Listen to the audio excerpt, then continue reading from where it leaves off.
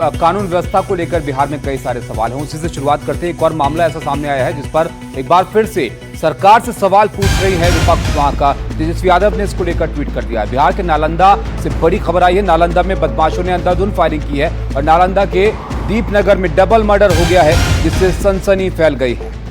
20 साल की लड़की और 16 साल के लड़के की हत्या की खबर सामने आई है। सर में गोली मारकर वारदात को अंजाम दिया गया है। नालंदा में बदमाशों ने अंधाधुंध फायरिंग की। नालंदा के दीपनगर में डबल मर्डर की घटना हुई और इससे सनसनी फैली हुई है। और बता दें, इसमें 20 साल की लड़की और 16 साल के लड़के की हत्या हुई है। इनके सर में गोली मारी गई और वारदात को अंजाम दिया गया।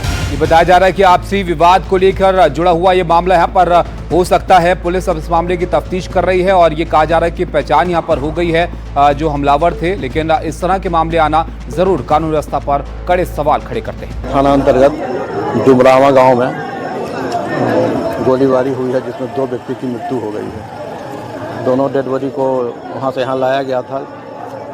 यहाँ आकर पता चला है कि दोनों की मृत्यु हो गई है। अभी घटना का कारण स्पष्ट नहीं हो रहा है, किस बात को लेकर विवाद हुआ रहा है। सोमू आनंद पटना से हमारे साथ जुड़े हैं। सोमू, एक और हत्या का मामला जिस पर अब सियासत जाहिर तौर पर यहां पर होगी कानून व्यवस्था को लेकर, लेकिन इस मामले के बारे में जरा बताइए, कौन थे हत्यारे, क्या मकसद था, कोई पुराना विवाद, क्या बातें सामने आ रही हैं?